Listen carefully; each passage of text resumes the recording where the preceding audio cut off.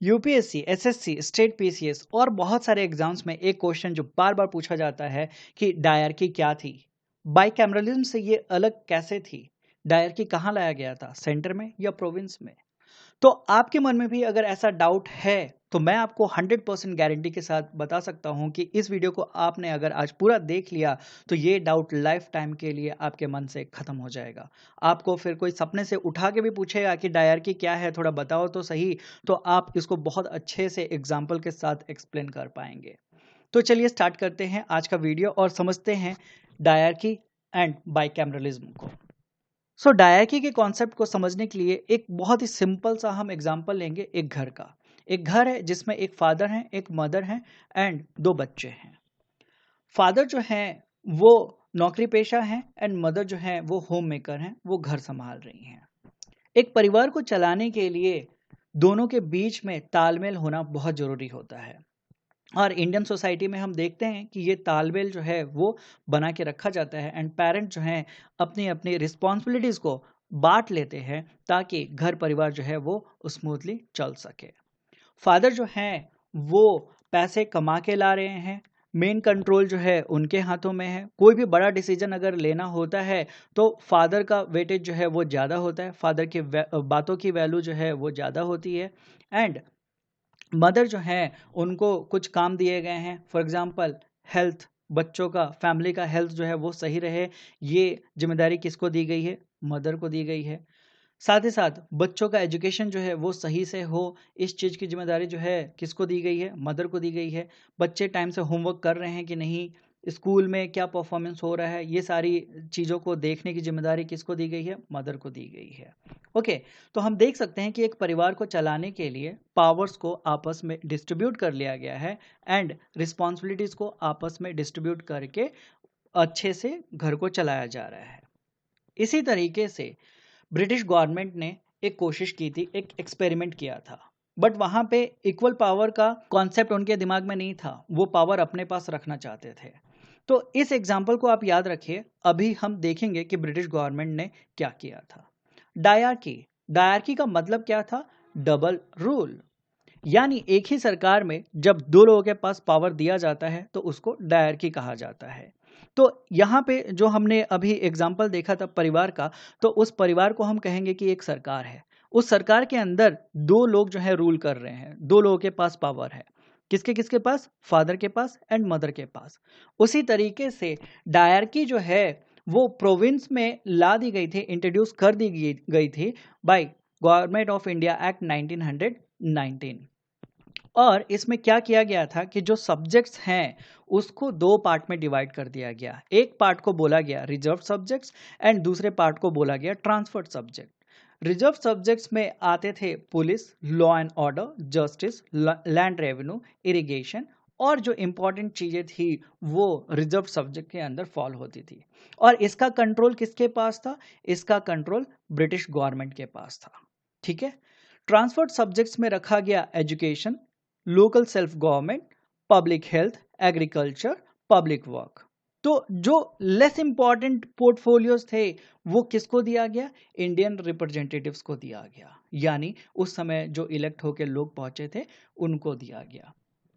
तो इस ruling system को ही डायरकी कहा गया, जहां पे पावर को डिवाइड करके रूल जो है वो स्टैब्लिश किया गया था। बट ध्यान देने वाली बात यह है कि डायरकी के अंदर मैक्सिमम जो पावर है वो ब्रिटिश गवर्नमेंट अपने पास रखती है, क्योंकि रिजर्व सब्जेक्ट जो हैं ये किसके द्वारा गवर्न किए जा रहे थे, तो गवर्नर एंड इसका जो एग्जीक्यूटिव काउंसिल है वो मिलके इन चीज़ों के ऊपर कंट्रोल बना के रखे हुए थे एंड अल्टीमेट अथॉरिटी जो है डिसीजन लेने का वो गवर्नर के हाथों में ही था।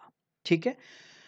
हम आज के टाइम पे अगर प्रोविंस को समझना चाहें तो प्रोविंस का मतलब क्या हो गया, स्टेट लेवल। तो डायरकी जो है वो स्टेट लेवल पे लाया गया था, ये आपको याद रखना है। साथ ही साथ डायरकी कब से कब तक चली, तो 1919 से 1935 तक ये चली। 1935 में डायरकी जो है वो ख़त्म कर दी जाती है एंड प्रोविंशियल ऑटोनॉमी जो है वो दे दी जाती है। आई होप कि ये पॉइंट आपका क्लियर हो गया हो। तो ये डायरकी लाया क्यों गया था, ये डायरकी इसलिए लाया गया था ताकि इंडियंस को थोड़ा एडमिनिस्ट्रेटिव पावर मिल सके, बट ब्रिटिशर्स के पास फुल कंट्रोल रहे। और यही चीज हुआ जिसकी वजह से ये सिस्टम पूरा फेल हुआ। ये सिस्टम फेल क्यों हुआ? क्योंकि इंडियन मिनिस्टर्स जो हैं उनको अगर रूल करने के लिए कहा गया है तो बस वो नाम के लिए रूल कर रहे हैं। असली अथॉरिटी, असली पावर जो है वो ब्रिटिश गवर्नमेंट अपने पास रखी हुई है।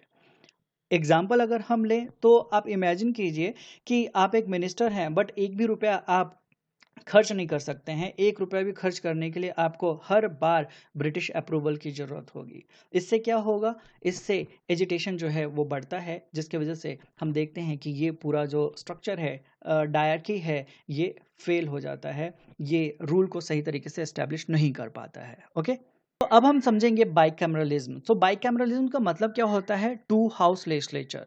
जब किसी एक स्टेट में या किसी एक कंट्री में दो सदन जो है बनाए जाते हैं कानून बनाने के लिए, तो उसे हम बाइकैमरलिज्म कहते हैं।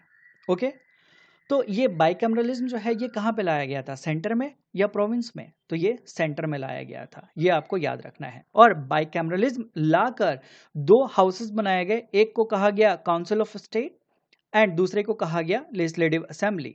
काउंसिल ऑफ स्टेट को ही अपर हाउस के नाम से जाना गया एंड लेजिस्लेटिव असेंबली को लोअर हाउस के नाम से जाना गया। ठीक है, अपर हाउस यानी काउंसिल ऑफ स्टेट में कोई अगर आता था इलेक्ट होके, तो वो कितने साल के लिए आता था? वो 5 इयर्स के लिए आता था। एंड कोई लेजिस्लेटिव असेंबली में मेंबर बन के आता था तो वो कितने साल के लिए आता था? वो 3 साल के लिए आता था। ओके, देन मेन पर्पस क्या है बाइकैमरलिज्म का? तो बाइकैमरलिज्म का मेन पर्पस है कि बेटर डिबेट हो पाए, check and balance of power जो है वो अच्छा रहे एंड ब्रॉडर रिप्रेजेंटेशन मिले लोगों को। ये कॉन्सेप्ट जो है ये कारगर था एंड ये काफ़ी इवॉल्व होता है। एंड ये बाइकैमरलिज्म जो है ये भले ही इम्परफेक्ट था स्टार्टिंग में, बट आगे जाके ये फाउंडेशन बनता है अपने मॉडर्न पार्लियामेंट्री सिस्टम का। इस वजह से ही हम देखते हैं कि आज के टाइम पे हम दो हाउसेस चला रहे हैं, एक लोकसभा, एक राज्यसभा। तो ये कहाँ से उभर के आया था? ये गवर्नमेंट ऑफ इंडिया एक्ट 1919 से ही उभर के आया है। पहले जो बाइकैमरलिज्म था वो इनपरफेक्ट क्यों था? बिकॉज ब्रिटिश कंट्रोल्ड था।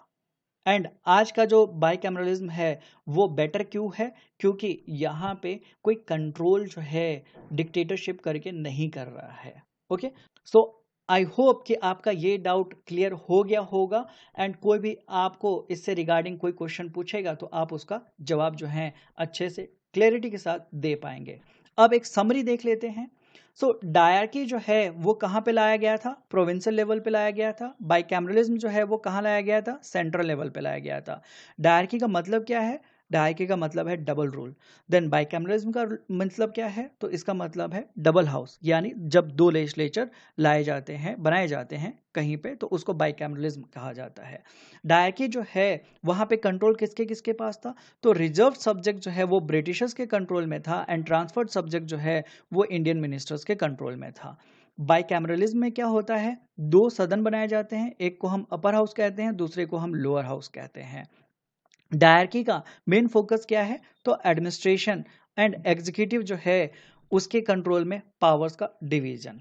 ओके, बाइकैमरलिज्म का मेन फोकस क्या है? Law making for the specified area. Then diarchy जो है ये कब इंट्रोड्यूस किया गया था? तो डायरकी एंड बाइकैमरलिज्म दोनों गवर्नमेंट ऑफ इंडिया एक्ट 1919 के द्वारा इंट्रोड्यूस किया गया। डायरकी कब एंड हुआ? तो 1935 में ये खत्म हो जाता है एंड उसके बाद फिर प्रोविंशियल ऑटोनॉमी जो है वो इंट्रोड्यूस कर दिया जाता है। बाइकैमरलिज्म जो है क्या वो खत्म हुआ? तो नहीं, ये आज भी हम यूज कर रहे हैं लोकसभा एंड राज्यसभा के रूप में। ओके, सो ये सारे पॉइंट्स अगर आपने ध्यान में रखे तो इससे रिगार्डिंग कोई भी क्वेश्चन अगर पूछा जाएगा तो आप इसका सही से जवाब दे के आएंगे। So that's all in this video. I hope कि आपको ये वीडियो पसंद आया होगा। अगर टॉपिक क्लियर है देन कमेंट में मेंशन क्लियर, नहीं तो आपको अभी भी अगर डाउट है तो आप कमेंट करके पूछ सकते हैं। वीडियो अगर आपको पसंद आया हो तो प्लीज़ वीडियो को लाइक कर दीजिएगा, वीडियो को शेयर कर दीजिएगा और चैनल को आपने अभी तक सब्सक्राइब नहीं किया है तो प्लीज़ चैनल को सब्सक्राइब जरूर कर लीजिएगा। That's all in this video. I will be catching you in another video with new topic. Till then take care, bye bye, thank you, जय हिंद।